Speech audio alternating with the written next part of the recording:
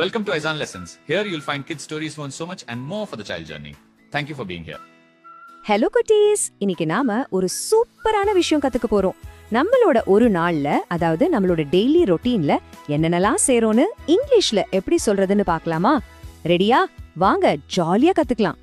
யோசிச்சு பாருங்களேன், காலையில எழுந்திருக்கிறதுல இருந்து ராத்திரி தூங்க போற வரைக்கும் நாம நிறைய விஷயங்கள் செய்றோம் இல்லையா? அதையெல்லாம் இங்கிலீஷ்ல எப்படி அழகா சொல்லலாம்னு நாம இப்போ தெரிஞ்சுக்க போறோம். இது ரொம்ப ரொம்ப ஈஸி. நாம இன்னைக்கு வெறும் 12 வாக்கியங்கள் தான் கத்துக்க போறோம்.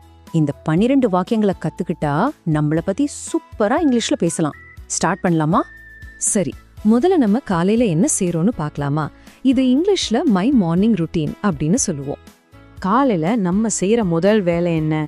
ஆமா, கண் முழிப்போம். நான் சொல்றேன், என் கூடவே நீங்களும் சொல்லுங்க. ஐ வேக் அப் அட் 7 o'clock. அப்படின்னா நான் காலையில 7 மணிக்கு எழுந்திருப்பேன். சரி, எழுந்தாச்சு. அடுத்து என்ன பண்ணுவோம்? நம்ம பற்களை சுத்தம் செய்யணும் இல்லையா? அதை எப்படி இங்கிலீஷ்ல சொல்லலாம்? சொல்லுங்க. ஐ பிரஷ் மை டீத். அப்புறம் ஃப்ரெஷ் ஆறதுக்கு நம்ம முகம் கழுவோம், கரெக்டா? அதை இப்படி சொல்லலாம். ஐ வாஷ் மை ஃபேஸ். சூப்பர். அடுத்து நம்ம எல்லாருக்கும் பிடிச்ச நேரம், பிரேக்ஃபாஸ்ட் டைம்.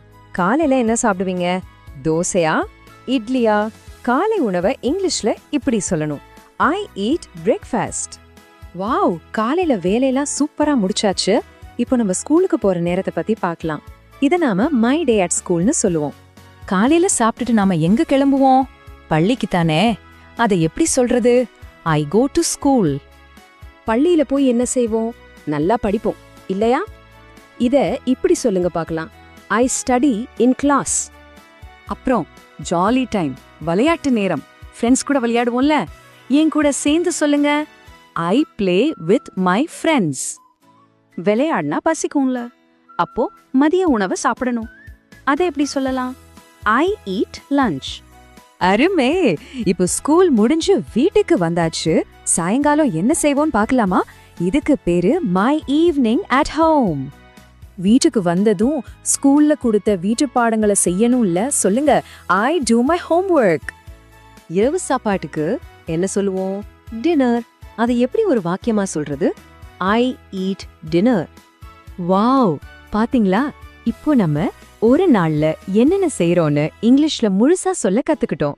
இனிமே நாம ரொம்ப தைரியமா, நம்பிக்கையா பேசலாம். இப்போ நம்மளோட தினசரி வேலைகளை பத்தி இங்கிலீஷ்ல பேச நமக்கு தெரியும். அதனால ஒரு பெரிய ஸ்மைலோட ரொம்ப நம்பிக்கையா இத சொல்லுங்க பார்க்கலாம்.